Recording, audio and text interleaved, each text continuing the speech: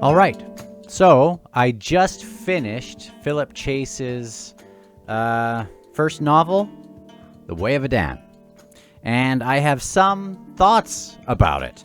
Now, best way I might be able to explain it is, I don't know if this is true, but whenever I think of the whole rivalry between Pepsi and Coke and their taste tests, I think of, I think this is true, but it might not be totally true, but it goes with my analogy, I guess. I think, or what I heard, is that in taste tests, Pepsi would usually win when it had to do with small sips. But when it was a taste test after a whole can, like a whole can of Pepsi, a whole can of Coke, then often Coke would win. So in small sips, Pepsi, and big satisfaction at the end, it would be Coke. Now, I don't know if that's true, and it doesn't really matter. But it sort of felt a little bit like that. And I'll tell you how. When I was reading this, much like as I was reading Gardens of the Moon, if you're at this channel, it's likely that it's because of Malazan. So just kind of indulge me there. A lot of the characters for a long time felt just kind of like names on a page.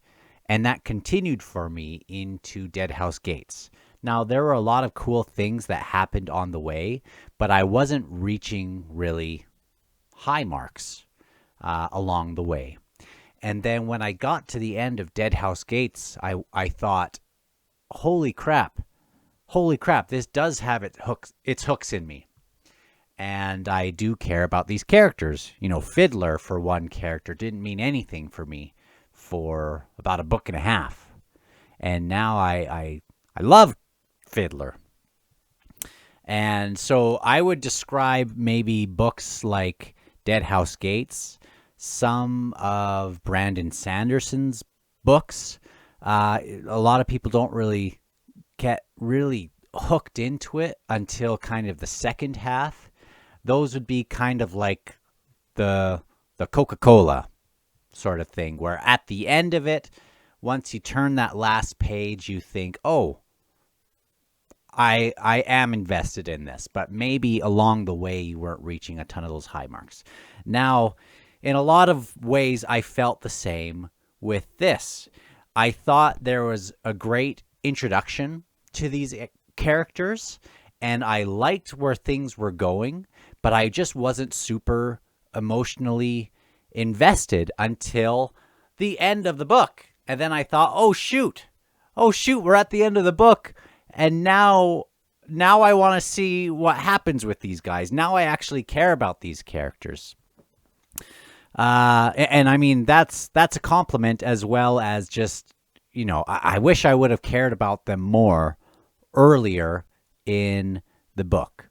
But I'm glad that I did in the end, for the most part. And I'm sure after reading the second book, going back to the first book, I'm sure it'll hit me a little bit more on a reread. But I am looking forward to the next one. I'm looking forward to seeing, and this will be spoiler free, but I'm looking forward to seeing kind of more explanation about this magic system. They call it like the gift. And in some ways, it looks like book 2 is going to be what I thought book 1 was sort of setting up. And that happens a lot, where there's some kind of detour so that we can kind of develop more characters. And then by book 2, that's when we kind of get what we thought we were going to get. And that's sort of what happened here as well. I did like it.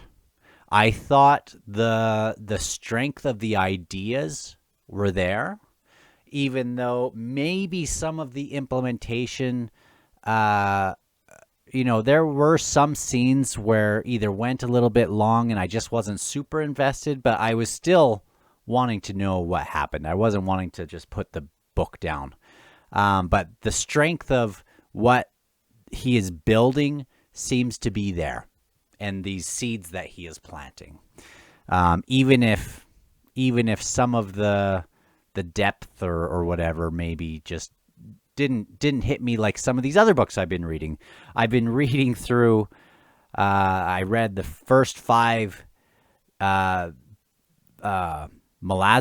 Book of the Fallen.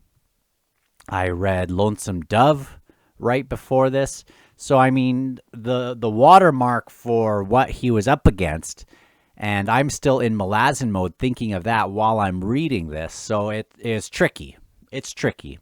But it had the hallmarks of a good, kind of solid opening chapter of a series, even though when I go back to Malazan, what we got in here feels more like Subbook 1 and Subbook 2, and then we would finally get Subbook 3 and 4, which that's what I'll have to be hoping for when it comes out, I believe, in September. But I thought it was a solid book. I don't always love first entries to a series, and that's super hard to develop those, I'm sure, to plant those seeds in a way and make some emotional impact. And he did that for the most part. Even if I wish it would have been a little bit earlier in the book where we would get some of those. And we do get little seeds of that sort of thing. You can see some of his kind of influences on his shoulder, and I don't mind that. It seemed familiar in some ways, in some of the tone. At first, it felt much like a 90s sort of fantasy, and then it quickly turned into, it got much more gritty near the end. Around the 200-page mark, right in the middle, I was really into it for that 200 to 300 pages. And then for the last part, I sometimes get a little bored in battle sequences. That's just me. I'm just not here for the battle sequences, even though a lot of people are. I don't need a massive battle at the end, and sometimes I just get a little bit bored.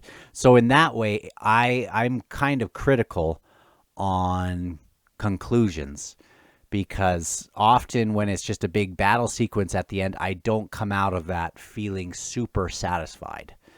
I like the classics, and those don't usually end with a big battle sequence. I like a little bit quieter of an ending, and this wasn't a big barn burner ending with a battle sequence at all, but it was in there. So if any part of it was starting to lose my interest a little bit, it was near the end there.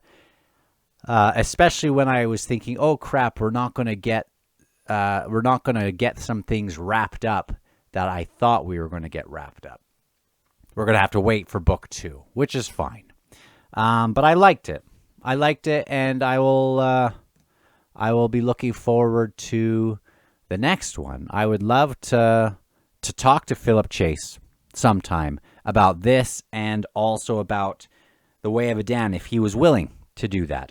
Now, as someone who likes to write, and I like the kind of the craft of writing, the art of writing, I'd be very interested in seeing some of his development thoughts and his process in doing this. Because, like I said, I think the structure of this grand idea that he has is there. Now, when it comes to maybe some of the implementation, that's just something that authors grow to become better at as they go on. But I do admire this world that he's been able to put together. And I think the skeleton of this world is good. So anyway, I will talk to you on the next one. I will be going through Knight of Knives quickly, and then on to the Bone Hunters, which I am super excited about. And yeah, I will talk to you on the next one.